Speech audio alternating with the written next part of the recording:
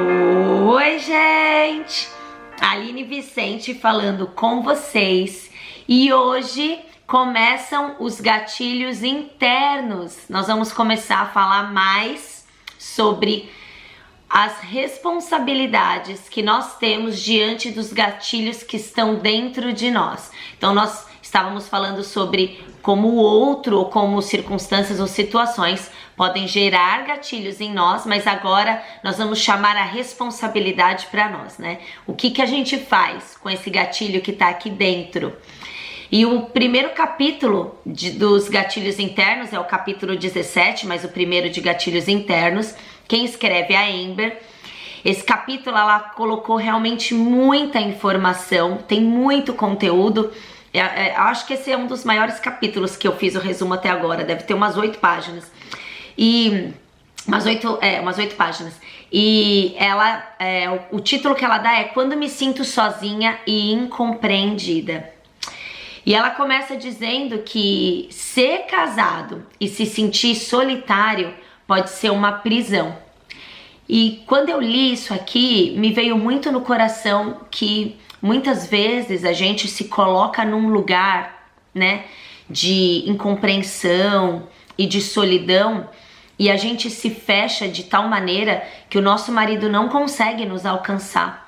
E não é nem o caso de, mas o meu marido não está nem aí. Não, na verdade a gente se coloca numa prisão mesmo. E a gente prefere estar naquele lugar, num lugar de piedade, num lugar de vitimismo, de olha aqui como eu sou sozinha nesse casamento, sem dar a oportunidade de uma melhora no casamento. Então, se você é uma mulher que hoje está presa nessa condição, peça para Deus te libertar. Mas nós vamos falar mais sobre isso. E a Amber, ela começa dizendo que Deus, ele se preocupou com a solidão logo no começo, quando ele criou Adão, né? Em Gênesis 2:18 diz assim: o Senhor disse, não é bom que o homem esteja só. Ele viu que não era bom que Adão estivesse só.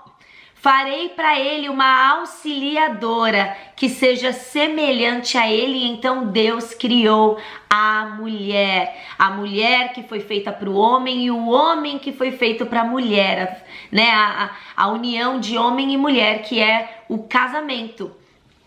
E aí ela fala que, a Amber continua dizendo que ela, no início ali do casamento, né? A gente já leu aqui algumas histórias deles. E ela fala que ela não se sentia mesmo conectada ao Guy, que ela tinha uma sensação como se ele não a conhecesse e como se ele não a aceitasse. Quando ela disse isso, eu lembrei do início do meu casamento e eu tinha essa sensação também, como se... eu acho que quando a gente namora, inclusive eu ouvi uma pregação esses dias da Alexandra Brantes, que ela falava isso, ela falava assim, quando a gente namora, a gente procura as qualidades da pessoa. Então, eu achei super engraçado que ela falava, ele gosta de sushi, eu também. Ele gosta de filme de comédia, eu também. Olha aí, combinou, deu match. Vamos, é com ele que eu vou casar. Quando, na verdade, o namoro, nós deveríamos nos atentar aos defeitos da pessoa. O que essa pessoa tem de defeito? Como vai ser isso depois do casamento? Porque a gente sabe que tudo se intensifica após o casamento. Tanto as qualidades como os defeitos. E a gente realmente acaba olhando mais para as qualidades. E aí, não só o nosso marido, né? Não só a gente vê o nosso marido assim, como o nosso marido nos vê assim também. E quando a gente tá dentro da casa, do mesmo lugar com a pessoa, parece que a pessoa não nos conhece. Por quê? Porque ela não conhece as nossas vulnerabilidades, muitas vezes, não conhece as nossas fraquezas, não conhece os nossos segredos ocultos, os nossos maus pensamentos. E a gente se sente ali num lugar como se a gente estivesse com uma pessoa da qual a gente não conhece e da qual não nos conhece. E é por isso que nós temos que ter, foi o que a gente falou no capítulo anterior de mentira, é por isso que nós temos que ter dentro do nosso lar, com o nosso marido, um lugar seguro, para que a gente possa se abrir, contar as nossas vulnerabilidades, para que ele possa nos conhecer e dessa maneira sermos compreendidos.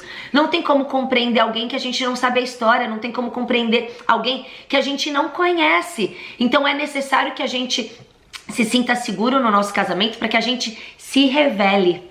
E eu eu não sei se você tem essa sensação, mas quando a gente casa, a gente meio que sabe o papel que a gente tem que desempenhar no casamento, né? Então, eu tenho que ser esposa. E o que uma esposa faz? Então, a esposa, ela cuida do lar, ela serve o marido. O que uma esposa faz? E a gente meio que entra num piloto automático, exercendo aquele papel, mas não desfrutando do casamento. Faz sentido pra vocês isso? Não sei se vocês percebem, muitas pessoas vivem um casamento assim.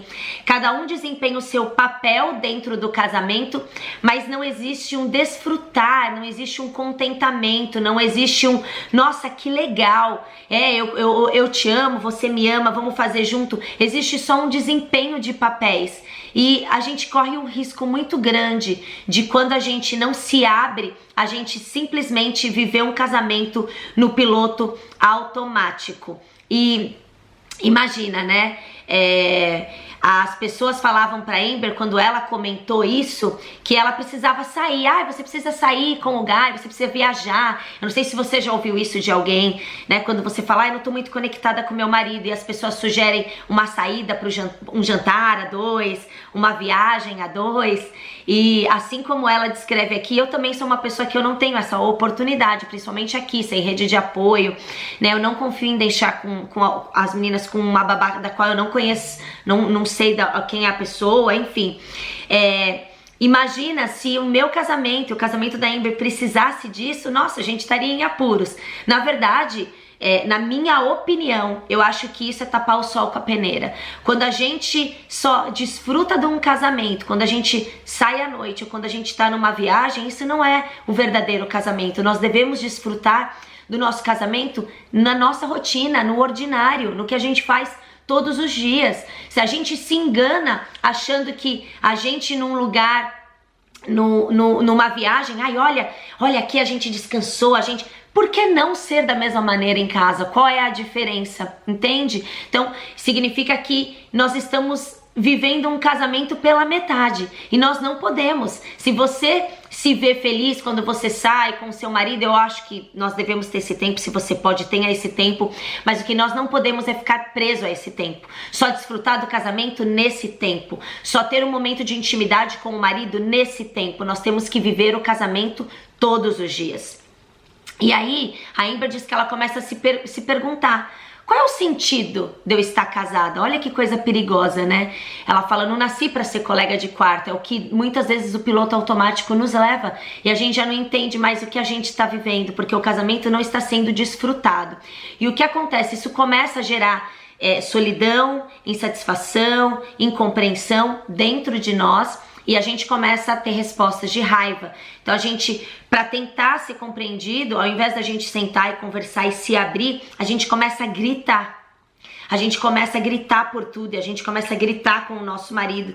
Em Provérbios 29:11 diz, o tolo dá vazão à sua ira, mas o sábio domina-se. E o que acontece é que nosso marido, ele começa a ver muito mais frequente a nossa pior versão do que a nossa melhor versão. Então imagina que você só mostra a sua pior versão o tempo todo pro seu marido, a insatisfeita, a mulher goteira que fica reclamando, né, aquela mulher que nada pra ela tá bom, enfim, e críticas ao marido, e críticas à casa, e críticas. Essa é a sua pior versão, e não é isso que você tem que dar pro seu marido e para as pessoas que estão na sua casa. Você tem que dar a sua melhor versão. Nada do que o seu marido faça, né, se ele é uma pessoa crítica, se ele é essa pessoa que eu acabei de descrever, não te dá o direito de ser igual, ou de gritar com ele, ou de desrespeitar ele. Muito pelo contrário, nós sempre temos que fazer a coisa certa, independente de como estamos sendo tratados. E aqui eu não estou entrando no mérito de abuso emocional, psicológico e físico, tá? Tô falando de brigas corriqueiras que acontecem no dia a dia. E a Amber, ela dá aqui uma dica de uma pausa santa. Quando você percebe que os ânimos estão esquentando, porque a comunicação no casamento às vezes é tão falha que os casais não conseguem conversar sem gritar, não conseguem conversar sem se exaltar. fala assim, peraí, não dá, vamos parar um pouquinho, eu preciso pensar, eu preciso que você refresque, eu preciso que a gente se acalme pra gente poder voltar. Uma coisa que o pastor Juscelio fala e que eu acho sensacional e que a gente começou a aplicar aqui em casa é dar a oportunidade da pessoa começar de novo. Então você quer falar algum determinado assunto com o seu marido e ele responde de uma maneira ríspida. E claro, isso tem que ser acordado, né? Seu marido precisa saber dessa nova regra da casa. E aí você fala assim, quer começar de novo? Eu acho que você foi um pouco grosseiro. Quer tentar de novo? Quer tentar falar de novo? E eu acho que quando os dois estão afim de progresso, porque as discussões que nós temos no nosso casamento, elas não devem ser apenas para ferir o nosso cônjuge. Eu acho que muitas de nós fazemos isso. Nós queremos punir o nosso marido pelo que a gente está passando e as nossas discussões são apenas para ferir. Eu vou falar isso para jogar na cara dele, eu quero ferir, eu quero ser cruel com ele, eu quero que ele sinta o que eu tô sentindo, eu tô ferida, eu tô sozinha, como que ele pode aparentar tá tão bem, não é essa sensação que a gente tem? E a gente quer ferir, a gente quer incomodar, a gente quer que o nosso marido esteja sentindo o que a gente sente e tudo isso tá errado. Nós não podemos fazer isso. Nós como eu disse no áudio anterior, nós fomos criadas para sermos pacificadores. Então, se o objetivo da discussão não é a reconciliação, se o objetivo da discussão não é para edificar o seu casamento, então não comece a discussão. Então não comece. Se for só para ferir, guarde para você. Olha quantas vezes eu escolhi não falar num determinado momento, a raiva passou e eu falei, que bom que eu não falei, porque não tinha nada a ver. Que bom que eu não abri a minha boca, porque eu ia simplesmente vomitar os meus sentimentos, não ia ter um objetivo de edificar, de reconciliar, de pacificar, de criar ponte, eu ia construir muro com essa discussão. Que bom que eu não abri a minha boca. E nós devemos, como diz aqui em Provérbios 29:11, nós devemos ser sábia e nos dominar. Agora, eu sei que a gente, muitas vezes, é muito mais fácil olhar o erro do nosso marido e o quanto ele nos critica e o quanto, a gente faz tantas coisas em casa. Agora imagine essa cena, você faz tudo na sua casa, lava a roupa, lava a louça e aí você deixa um copo fora da pia, a louça tá toda limpa, mas tem um copo fora da pia e o seu marido passa ali e fala assim, nossa, hein, esse copo aqui fora da pia, lavou a louça e esqueceu o copo? Qual sentimento você ia, sentir nesse momento? O que o seu marido ia fazer você se sentir nesse momento? A gente faz muito isso com o nosso marido, muito. A gente tem um olhar muito crítico e a gente sempre aponta para o que ele não fez. A gente já comentou sobre isso, mas eu acho que vale a pena a gente voltar nesse assunto. Como a gente desvaloriza o nosso marido, como a gente traz sobre eles críticas pesadas que abrem feridas desnecessárias, quando que se a gente elogia, se a gente reconhece, a gente valoriza, a gente traz um sentimento pro nosso marido de se sentir amado, compreendido, valorizado, e isso faz com que ele faça mais. E da mesma forma os maridos com as mulheres, isso faz com que a gente faça mais. Todos nós queremos nos sentir amados, reconhecidos, valorizados, priorizados, mas a gente tem que tomar cuidado com o verdadeiro amor. O verdadeiro amor não é sobre nós.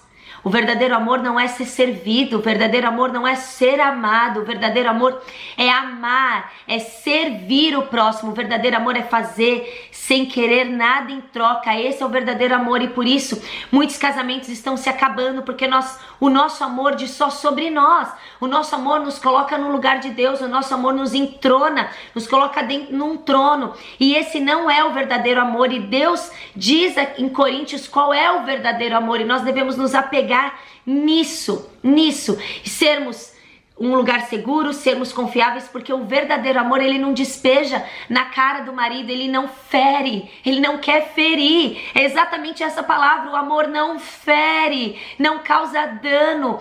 E será que nós estamos vivendo esse amor para com o nosso marido? Será que quando nos colocamos num lugar de solidão, de incompreensão, Como é que nós estamos agindo em relação a tudo isso? Saia dessa prisão hoje. Hoje eu declaro que muitas mulheres sairão da prisão da solidão, da prisão da insatisfação, da prisão da incompreensão. Se você não falar, se você não sentar, se abrir, ser vulnerável com o seu marido, ele não tem como adivinhar o que está passando dentro da sua cabeça, o que você está sentindo dentro do seu coração. E eu sei que muitas pessoas não gritam, não discutem, não falam, mas falam com o corpo, falam com o olhar. E o marido, ele sabe pela forma como você tá caminhando na sua casa, se você tá bravo ou não, e você também reconhece. Então, vamos mudar hoje a postura, a nossa maneira como a gente age, as nossas atitudes, as nossas falas. Se não for para edificar, não faça.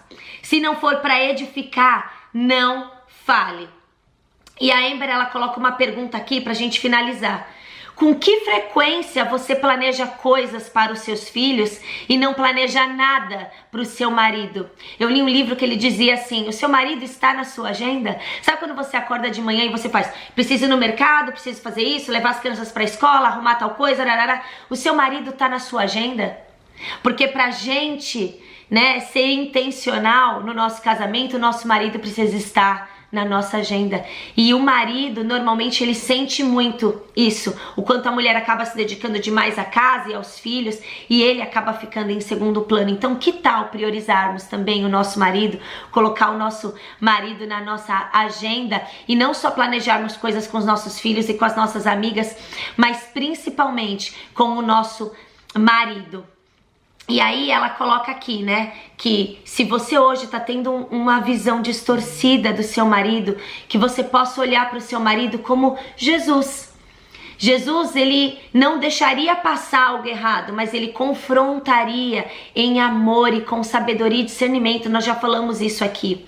Mas hoje eu quero fazer uma oração específica para você, mulher, que está se sentindo dentro do seu lar, abandonada pelo seu marido, rejeitada. E isso está te trazendo raiz de amargura, de ressentimento, a ponto de te deixar sozinha, de fazer com que você pense que você tá sozinha dentro do seu casamento, quando a falha é na comunicação, a falha é no fazer o certo, ao invés de querer punir. Vamos orar? Senhor, primeiro, Pai, nós queremos te agradecer por tantas revelações, por tantas coisas que o Senhor tem nos mostrado e revelado. Ó Senhor, nós não somos perfeitas, e é por isso que nós precisamos do Senhor, é por isso que nós precisamos do Teu Espírito Santo dentro de nós.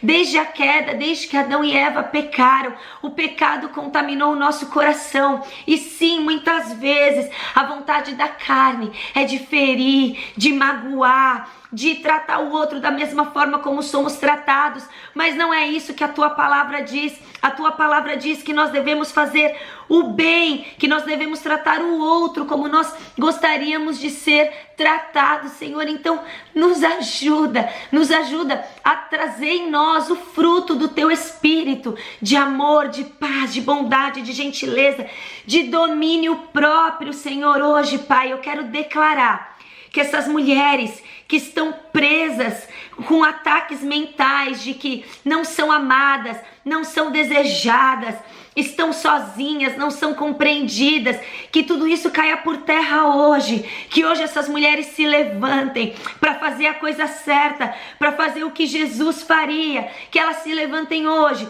e que elas sejam vulneráveis ao seu marido, que elas possam contar, que elas possam se revelar, que elas possam se sentir aceitas, mas para isso elas precisam falar sobre elas. Senhor, traz hoje mais intimidade, confiança e segurança em cada casamento. Senhor, eu quero que hoje o Senhor coloque a mão em cada mente dessas mulheres e que elas possam ver e sentir com os Teus olhos, que a mente delas esteja livre, para elas entenderem que a pessoa que está ao lado dela não é o inimigo, o marido não é o inimigo, o marido é o amigo, é quem pode ajudar, é o líder, é a quem ela deve confiança, Pai. Em nome de Jesus, hoje eu declaro liberdade para você, mulher.